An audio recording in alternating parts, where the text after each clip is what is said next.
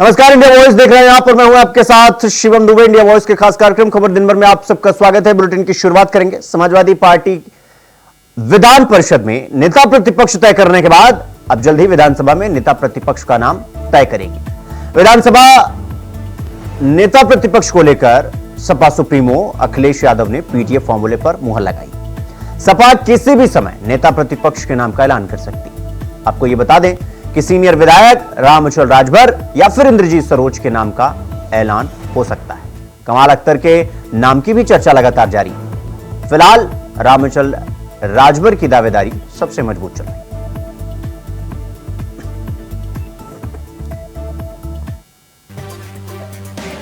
UP में उपचुनाव से पहले जहां एक तरफ बीजेपी में संगठन मजबूती की कवायद चल रही है, तो वहीं समाजवादी पार्टी में अखिलेश के दिल्ली पहुंचने के बाद नेता प्रतिपक्ष को लेकर चहलकदमी तेज है। विधान परिषद में लाल बिहारी यादव के नाम के ऐलान के बाद अब नेता प्रतिपक्ष के नाम पर सबकी निगाहें टिकी हुई हैं, क्योंकि चुनाव के समय पीडीए की हिमायती होने का दावा करने वाली समाजवादी पार्टी क्या पार्टी फोरम में महत्वपूर्ण पदों पर पीडीए को महत्व और मौका देती है, या फिर ये फॉर्मूला सिर्फ चुनावी हथकंडा है। इसको लेकर सभी को अखिलेश के फैसले का शिद्दत से इंतजार है। इनके जल्दी ही हमारे राष्ट्रीय अध्यक्ष श्री अखिलेश यादव जी नेता प्रतिपक्ष का ऐलान कर देंगे। हमारे नेता पीडीए की तर्ज पर होगा, पिछड़ा, दलित और अल्पसंख्यक और वो अगले जो पिछड़े हुए उनको लेके साथ चलने का हमने वादा किया है, हमने दावा किया और इसको आगे बढ़ाने का हम काम कर रहे हैं। समाजवादी पार्टी आने वाले 2027 के चुनाव में इसी फार्मूले के तहत आगे बढ़ेगी और इस तानाशाही सरकार को उखाड़ फेंकने का काम करेगी। और जो भी हमारा नेता आएगा मजबूती से विधानसभा में अपनी बात को रखेगा, अपने मुद्दों को उठाएगा और प्रदेश की उन्नति और तरक्की के लिए जो भी संभव प्रयास होंगे वो किए जाएंगे। ऐसे में अब विधानसभा में नेता प्रतिपक्ष को लेकर समाजवादी पार्टी का पेच फंसा दिखाई दे रहा है। हालांकि नामों को लेकर इस रेस में विधायक इंद्रजीत सरोज के साथ रामअचल राजभर और शिवपाल यादव का नाम चल रहा है, जिसके बाद खबरों की माने तो इंद्रजीत सरोज ने खराब सेहत का हवाला देकर खुद को इस रेस से पहले ही बाहर कर लिया है। मगर अचल राजभर और शिवपाल यादव के नाम में अगर शिवपाल के नाम पर अखिलेश मुहर लगाते हैं तो पीडीए को धता बता एक बार फिर अखिलेश पर यादव परस्ती का ठप्पा लग सकता है। ऐसे में सपा सुप्रीमो अगर पीडीए का झंडा बुलंद रखना चाहते हैं तो हर एक कदम फूंक फूंक कर रखना होगा।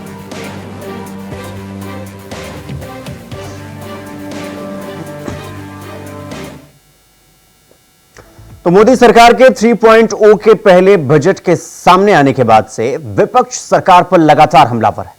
खासतौर पर समाजवादी पार्टी के सुप्रीमो अखिलेश यादव सीधे तौर पर केंद्र सरकार पर यूपी की अनदेखी और भेदभाव करने का आरोप लगा रहे हैं। अखिलेश यादव का यह कहना है कि बिहार की बाढ़ का तो सरकार को ख्याल है, पर यूपी का बजट के नाम पर अभी तक नाम नहीं लिया गया है, जिसके बाद लखनऊ से दिल्ली की नाराजगी और डबल इंजन के आपस में टकराने की बात कही गई। आइए आपको कुछ सियासी बयान सुनाते हैं। कहीं ना कहीं एक तरह से देखा जाए तो उनको मतलब एक तरह से एक झुंझुना और एक लॉलीपॉप देके उनको जो प्रधानमंत्री जी के सर के ऊपर जो तलवार लटकी हुई है उसको फिलहाल टालने के लिए उनको वो दिया गया है। तो ये क्या जो बिहार के लिए जो योजनाएं हैं या जो भी है, तो क्या ये एक मुश्त ये पैसे क्या एक मुश्त में चेक काट के प्रधानमंत्री जी मुख्यमंत्री के हाथ में जा रहे हैं, थमाने हैं? आप बताइए, बिहार का अपना खुद का बजट 2,50,000 करोड़ का होता है, उसमें ये और योजनाएं ये तो ऑनगोइंग प्रोसेस है। केंद्र सरकार ये जो इन्होंने योजनाएं जो इन्होंने घोषित की है, और कहीं ना कहीं मुझे लग रहा है कि मतलब किसी भी वर्ग के लिए इसमें मिडिल क्लास के लिए कुछ नहीं है, युवाओं के लिए कुछ नहीं, एम्प्लॉयमेंट पे कोई बात नहीं की गई है। कहीं ना कहीं कॉपी पेस्ट और रीपैकेजिंग इसको कर दी गई है। अब उसमें देखना होगा, बहुत सारे योजनाएं जो इन्होंने घोषणा की है इसमें वो तो अभी पिछली भी चल रही है, उसमें बस उसको रीपैकेजिंग करके उनको प्रस्तुत किया गया है।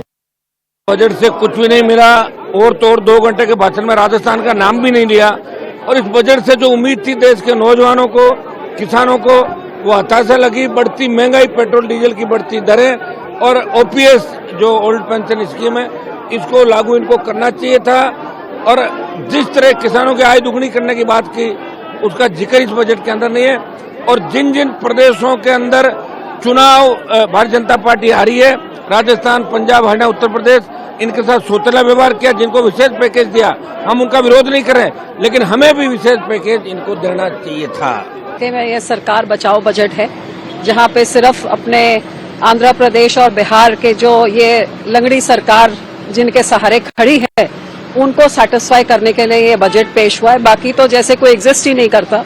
अब आपने बाढ़ के लिए देखा कि दूसरे राज्यों को दिया गया, जहां पंजाब में एक साल में 2-2 बाढ़ आए हैं, तो उनके बारे कुछ नहीं। किसानी आंदोलन इतना बड़ा चल रहा है, उनको उठाया गया, वादे किए गए, आज किसान इतने तकलीफ में है, तब भी उनके बारे में भी कुछ भी नहीं, ना युवा के बारे में, ना मजदूर के बारे में। और पंजाब के तो पिछले 6 बजट से पंजाब का नाम तक नहीं लिया गया है। मेरा ख्याल जो लोग पंजाब के दूसरी पार्टी छोड़ के भाजपा में शामिल हुए हैं कि पंजाब के मसले हल करेंगे, अब उनको जवाब देना चाहिए कि कौन सा मसला हल हो रहा है। 7 बजट 6 बजट से पंजाब का नाम तक नहीं लिया गया। क्या पंजाब के पैसे सेंट्रल पूल में नहीं जाते हैं? तो ये बिल्कुल भेदभाव है और ये सरकार बचाओ बजट था। बजट में तो भेदभाव नहीं हुआ है। मैं उसके बारे में आपके साथ कुछ फैक्ट्स आपके सामने रखना चाहूंगा, और ये इन्होंने पहले भी किया है। मुझे याद है कि पिछले साल 27 मई 2023 को 8 ऑपोजिशन के chief ministers, Kejriwal ji, Mamata Banerjee, MK Stalin जी, इन्होंने नीति आयोग की एक जो मीटिंग हो रही थी विकसित भारत एट 2047, उसको बायकॉट किया था। और 2022 में Trinamool Congress, TRS, Shiv Sena, NCP, BSP, Samajwadi party, Telugu Desam, Shiromani Akali Dal और लेफ्ट पार्टीज ने एक स्पीकर साहब ने मीटिंग बुलाई थी, उसको उन्होंने बायकॉट किया। वहीं परीक्षा को लेकर सुप्रीम कोर्ट के फैसले पर बीजेपी के सांसद रविशंकर प्रसाद का बयान सामने आया है, जिसमें उन्होंने कहा कि सुप्रीम कोर्ट ने यह कहा कि अब दोबारा परीक्षा कराने की कोई आवश्यकता नहीं, क्योंकि इसके कारण बहुत समस्या उत्पन्न हुई है। बच्चों का सेशन गड़बड़ होगा। जिन्होंने ईमानदारी से परीक्षा दी है उनका भविष्य अंधकार में जाएगा। जो एससी, एसटी और ओबीसी रिजर्वेशन के बच्चे हैं उन्हें परेशानी होगी। इसलिए कोर्ट ने यह कहा है कि हम परीक्षा कैंसिल नहीं करेंगे। सुनिए उन्होंने क्या कुछ कहा। देश के सामने कुछ तथ्यों को रखना जरूरी है। लगभग 23.5 लाख बच्चों ने नीट की परीक्षा में आवेदन दिया था और बैठे थे। 23.5 lakh students took part in the NEET examination of 2024. ये एग्जामिनेशन 571 सिटीज में 4,750 सेंटर्स पे हुआ था। This examination was conducted in about 571 cities at 4,750 centers. खुद सरकार की ओर से सीबीआई इंक्वायरी दे दी गई थी। सीबीआई की ओर से आरंभिक अपने इन्वेस्टिगेशन में बताया गया कि हजारीबाग और पटना और एक आध जगह और मिलाकर करके 155 कैंडिडेट के बारे में शिकायत आई है और 155 उम्मीदवारों का कैंडिडेचर कैंसिल कर दिया गया है। और जो इन सभी 155 कैंडिडेट्स के मार्क्स की तुलना की गई तो सिर्फ एक को 570 मार्क्स आया था, जो रिस्पेक्टेबल मार्क है। सुप्रीम कोर्ट ने 22, 23 और 24 के एग्जामिनेशन के सारे रिजल्ट्स को एग्जामिन भी किया और ये पाया कि कोई इसमें एनॉमली एक्स्ट्रॉर्डनरी नहीं पाई गई। जो पहले के रिजल्ट होते थे उसी के अनुसार ये भी रिजल्ट। तो सुप्रीम कोर्ट ने कहा कि अब कोई आवश्यकता नहीं है दोबारा परीक्षा कराने की, क्योंकि इसके कारण बहुत केओस होगा, बच्चों का सेशन गड़बड़ होगा। जिन्होंने ईमानदारी से परीक्षा दी है उनका भविष्य अंधकार में जाएगा। जो एससी, एसटी, ओबीसी के रिजर्वेशन के बच्चे हैं उनको परेशानी होगी। इसलिए कोर्ट ने कहा कि हम इस पूरे परीक्षा को कैंसिल नहीं करेंगे और उन्होंने सरकार की बात को मान लिया और कहा कि आप काउंसलिंग करिए। I repeat, the Supreme court found no material irregularity to order the cancellation of the entire examination. 23.5 lakh students were there, nearly 571 cities and 4,750 centers. तो ये तो बहुत बड़ी बात हुई है ना। अब हम कुछ बड़ा सवाल उठाना चाहते हैं। इस पूरे मामले में सीबीआई इंक्वायरी किसने ऑर्डर की? भारत सरकार ने की। ईमानदारी से जांच हो रही है, किसके प्रयास से हो रही है? भारत सरकार के प्रयास से हो रही है और सीबीआई ईमानदारी से जांच कर रही है। लोग पकड़े जा रहे हैं। 155 उम्मीदवार जिनके बारे में शिकायत आई, उनकी उम्मीदवारी कैंसिल कर दी गई है और उनको दोबारा परीक्षा में नहीं बैठने दिया जाएगा, इसकी भी तैयारी चल रही है।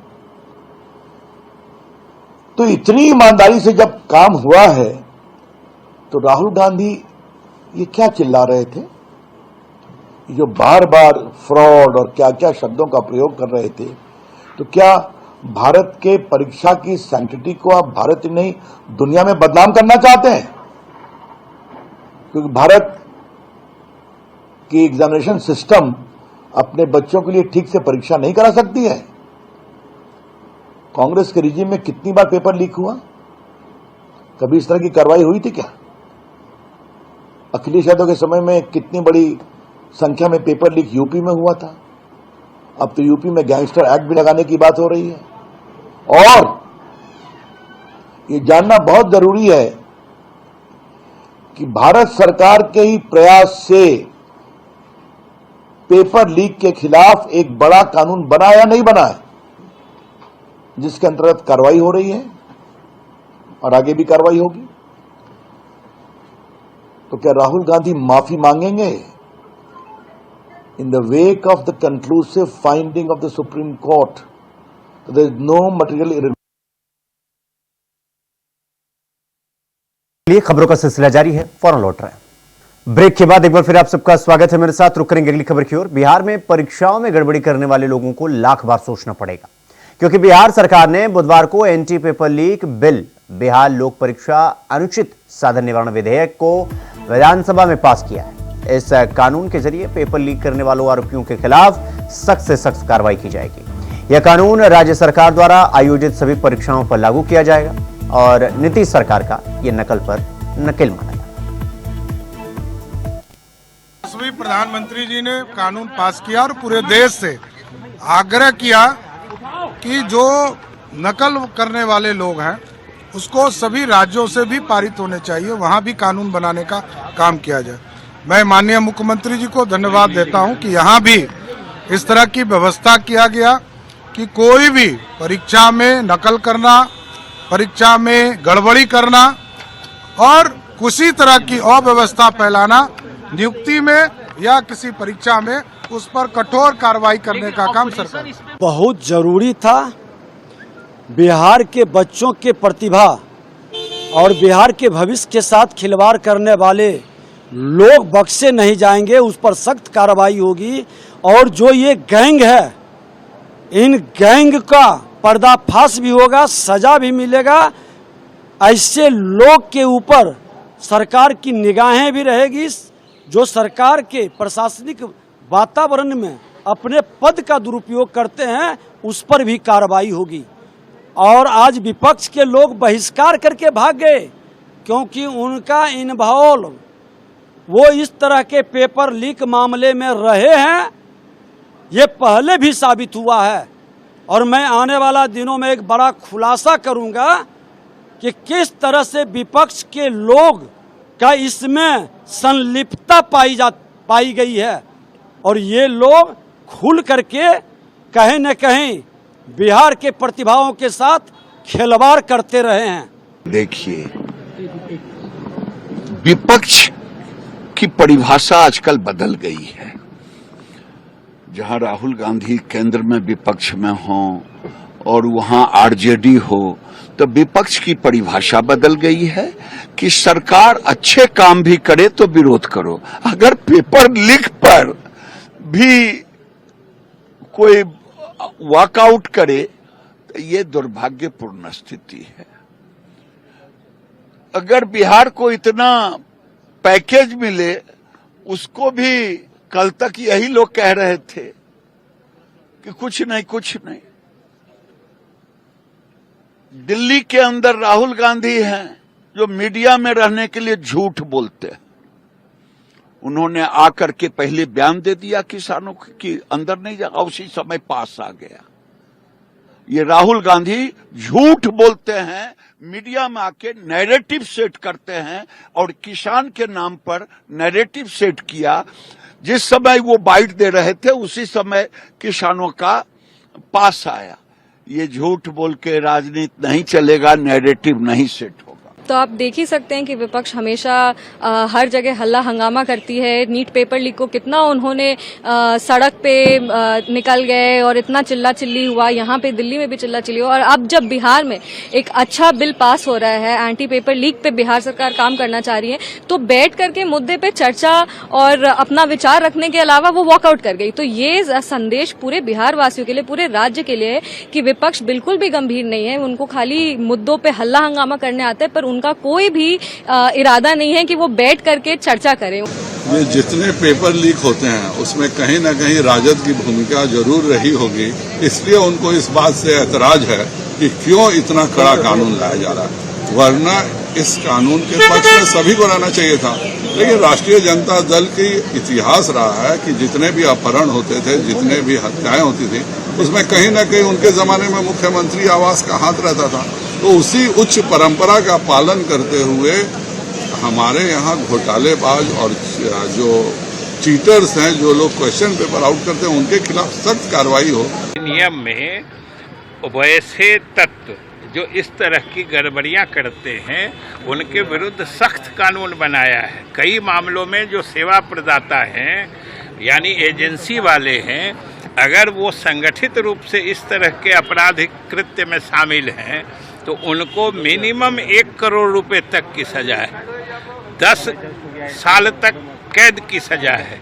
इसलिए ये सख्त कानून बनाया गया है और हम उम्मीद करते हैं कि इससे हमारे बिहार के जो मेधावी छात्र हैं, जो मेहनती छात्र हैं, जो लगनशील छात्र हैं, जो मेहनत के बल पर सफलता हासिल करना चाहते हैं, नियुक्तियों और नामांकन के परीक्षाओं में अपने भरोसे सफल होना चाहते हैं, वैसे छात्र छात्राओं का, वैसे युवाओं का भविष्य सुरक्षित होगा, सुनहरा होगा। रुक करेंगे अगली खबर की ओर। लखनऊ में इग्निस हॉस्पिटल के डॉक्टर रवि देव से मारपीट का मामला सामने आया है। Doctor Ravi King George Medical University के पूर्व प्रोफेसर रहे हैं। गोमती नगर स्थित इग्निस हॉस्पिटल में उपचार के दौरान एक मरीज की मौत हो गई। गुस्साए परिजनों ने फिर डॉक्टर रवि देव के साथ जमकर मारपीट की। वीडियो में लोग डॉक्टर की पिटाई करते हुए दिख रहे हैं। वीडियो में आरोपी डॉक्टर पर कुर्सियां पटक रहे हैं, लोग लात घूंसे बरसा रहे हैं। आपको बता दें कि आरोपियों ने डॉक्टर से पहले हॉस्पिटल के स्टाफ को भी दौड़ा कर पीटा था।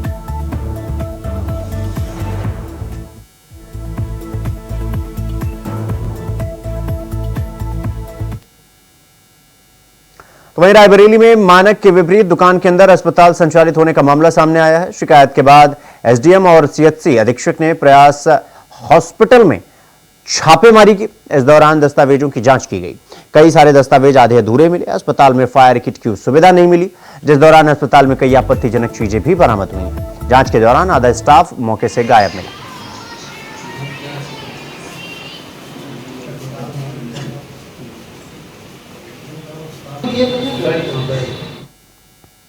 वहीं अमरोहा में फर्जी पत्रकार बनकर वसूली कर रहे युवक को डॉक्टर ने जमकर पीटा। युवक गांव में झोला छाप डॉक्टर से वसूली करता था और पैसा ना देने पर स्वास्थ्य विभाग से कार्रवाई कराने की धमकी दे रहा था। युवक खुद को पत्रकार बताकर काफी समय से डॉक्टर से अवैध वसूली कर रहा था, जिसके बाद परेशान डॉक्टरों ने युवक को जमकर पीट दिया। इसका वीडियो भी वायरल हो रहा है। युवक पहले भी कई बार जेल जा चुका है।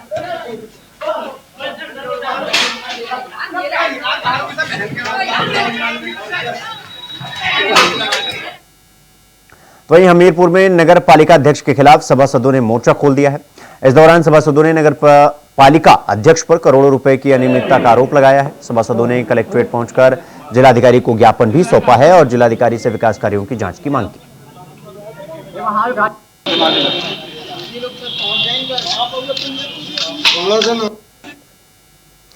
रुक करेंगे अगली खबर की ओर। अगली खबर हरदोई से है, जहां प्रधानपति ने कुछ दबंगों के साथ मिलकर LIC एजेंट के यहां धावा बोल दिया और 55,000 रुपए लूट लिए। दबंगों ने LIC एजेंट के घर में तोड़फोड़ के बाद आग लगा दी और सूचना पर पहुंची पुलिस मौके पर पहुंची, लेकिन बताया जा रहा है कि प्रधानपति DM से शिकायत करने से नाराज थे।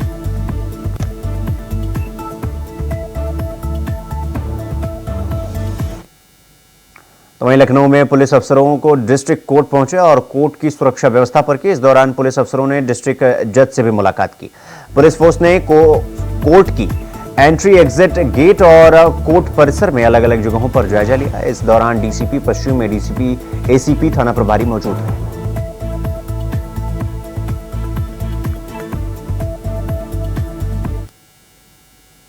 तो खबर दिन भर में फिलहाल अभी के लिए बस इतना ही। देश और दुनिया की तमाम खबरों को देखने के लिए देखते रहिए इंडिया वॉइस। नमस्कार।